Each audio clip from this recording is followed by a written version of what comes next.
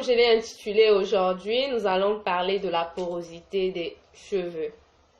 Et ça concerne notamment les femmes. Parce qu'aujourd'hui, le souci de toute femme, c'est de retrouver sa source. Sa source n'est autre que l'entretien de ses cheveux, la beauté naturelle, se valoriser et s'accepter comme telle. Donc, c'est pour ça qu'aujourd'hui, j'ai donc voulu revenir, sinon parler du b.a.-ba de l'entretien des cheveux naturels. Parce que si et seulement si on s'y lance et qu'on ne sait vraiment pas ce qu'il faut au départ, on ne peut pas aller loin. Donc c'est pour ça même qu'aujourd'hui j'ai choisi ce thème. Donc c'est le b.a.-ba comme on dit, c'est le fondement pour tous ceux-là qui veulent entretenir naturellement leurs cheveux. C'est le fondement. Donc, qu'est-ce qu'il faut connaître? Ce qu'il faut connaître, c'est quoi? C'est d'abord, c'est quoi la porosité? Donc, la porosité, c'est en fait la faculté, la faculté pour vos cheveux de retenir l'hydratation ou encore l'eau. C'est ce qu'on appelle par porosité. Et si on a compris ce qu'est quoi la porosité, on peut alors se demander, mais pourquoi est-ce qu'on doit connaître la porosité? Ou encore, pourquoi? Pourquoi est-ce qu'on doit connaître la porosité? C'est nécessaire de connaître la porosité. Pourquoi? Parce que grâce à l'idée que vous aurez de votre porosité ou de la capacité pour vos cheveux à retenir de l'eau, ceci va influencer la façon ou encore les soins que vous allez adapter. Ça va permettre à ce que vos cheveux se nourrissent de mieux en mieux. Donc, la nutrition, mais aussi la croissance. Parce que, en fait, si, par exemple, on sait que les oreilles sont faites pour entendre, par exemple, c'est un exemple que je vais prendre, simple, pour faire simple. Si on sait que ceci sert à cela, et par exemple, on dit que, par exemple, la bouche sert à manger, et je vais prendre la nourriture pour mettre dans les oreilles, ça n'a pas d'effet. Pourquoi? Parce que les oreilles ne sont pas faites pour telle ou telle chose. Donc, c'est aussi pour les cheveux. Vous pouvez vous soucier, oui, il y a longtemps que j'entretiens mes cheveux afro ou autres. Il y a longtemps, je fais les soins, j'achète des huiles, j'applique, je fais ceci, je fais cela. Mais ce que vous devez connaître, c'est quoi? C'est que si vous n'adaptez pas des huiles ou encore si vous ne faites pas des soins adéquats à la nature de vos cheveux, ça ne peut rien vous rapporter. Donc, c'est pour cela qu'aujourd'hui, j'ai choisi ce thème qui n'est autre que la porosité.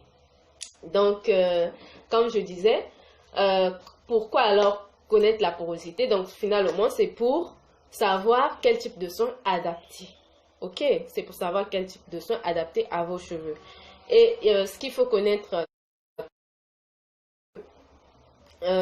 il y a trois types de porosité. Ok, il y a trois types. Il y a ceux qui sont de forte porosité. Il y a ceux qui ont une porosité faible. Et il y a ceux qui ont une porosité moyenne. C'est donc la porosité moyenne qui est l'excellente de tous les types de porosité. Donc, comment savoir alors votre nature ou encore votre type de porosité? Donc, la méthode classique voudrait que vous puissiez retirer vos cheveux, par exemple. Vous pouvez prendre vos cheveux et mettre dans un verre d'eau. Ça, c'est la méthode classique. Donc, vous mettez vos cheveux dans un verre d'eau. Si et seulement si vos cheveux sont en surface du verre, comme ceci, ça veut dire que vous êtes de faible porosité. Et si c'est au milieu du verre, ça veut dire que vous avez une porosité moyenne. Et si c'est en dessus du verre, ça veut dire que vous êtes de forte porosité. Donc, c'est ce qu'on entend par connaître sa porosité. Et est-ce que ça suffit de connaître sa porosité?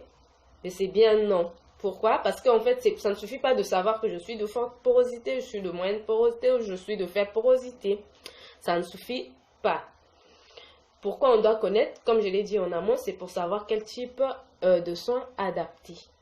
Et on va savoir d'abord, premièrement, pour essayer de voir quels sont les types de soins adaptés par rapport à la porosité que je viens de citer. Qu'est-ce qu'il faut savoir d'abord? Il faut savoir que qu'est-ce qui implique chaque type de porosité? Si vous avez une faible porosité, ça veut dire quoi?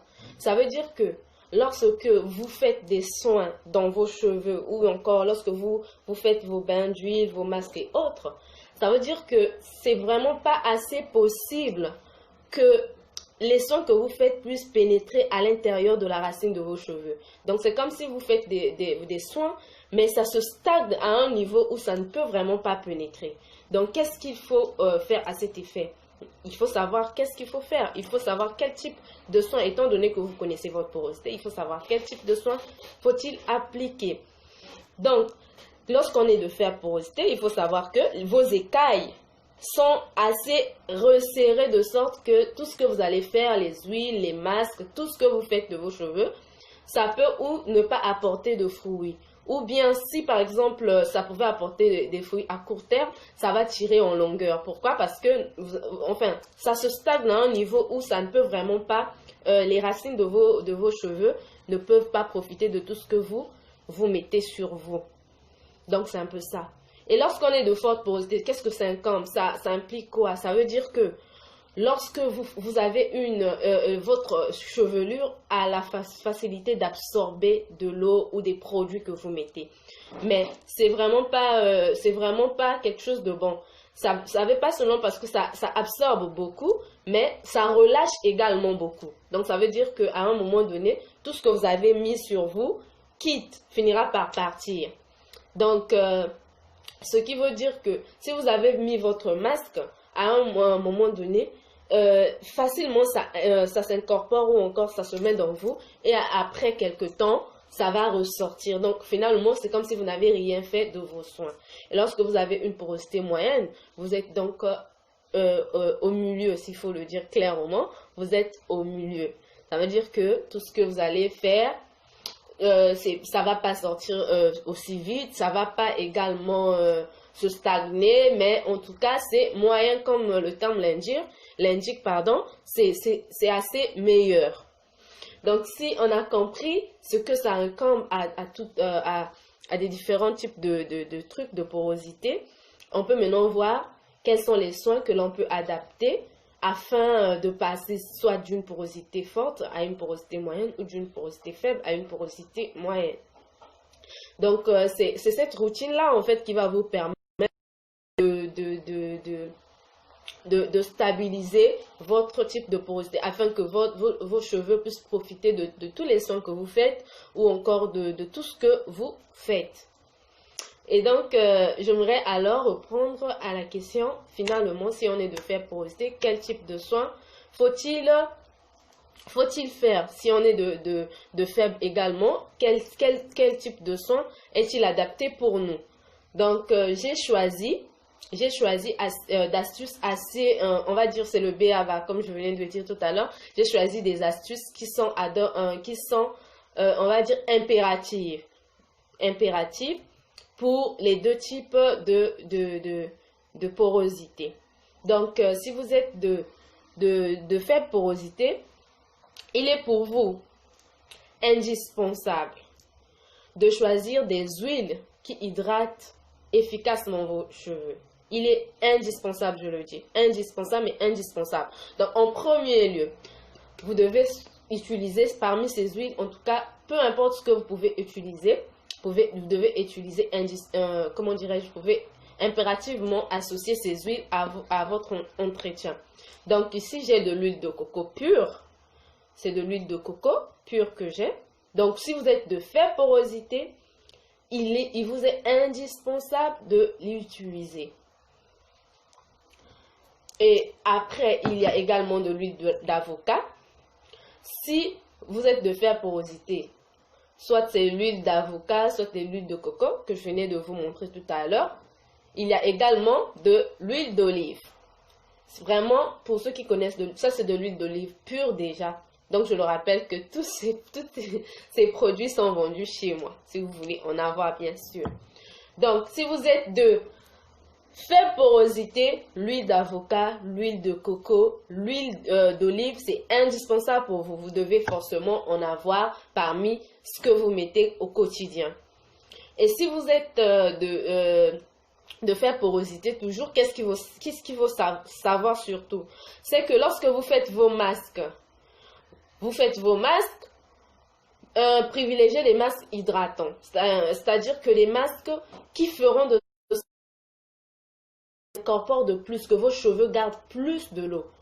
Des masques hydratants, tels que par exemple, vous pouvez prendre de l'avocat. L'avocat, vous mettez avec votre jaune d'œuf, avocat, jaune d'œuf, l'huile d'olive, comme je l'ai dit, c'est indispensable pour vous. De l'huile d'olive, de l'huile de coco ou de l'huile d'avocat. Vous mettez avec votre jaune d'œuf et votre avocat, c'est déjà votre masque hydratant, et vous le mettez sur votre mixeur.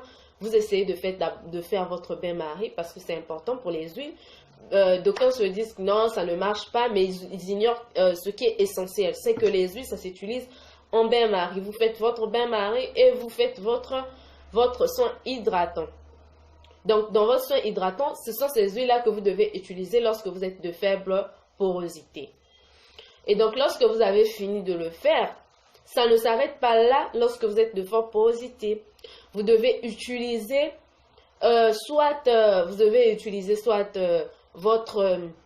votre serviette chauffant, ou encore en tout cas mettre votre masque chauffant, en fait, de sorte que les écailles de vos cheveux s'ouvrent, en fait, pour que la tête ou encore les racines de les tempes, s'il faut le dire, que ça reçoive la totalité, sinon au maximum, que ça bénéficie du maximum des produits que vous mettez dans votre chevelure, dans votre cuir chevelure. Oui, c'est ça, c'est bien ça.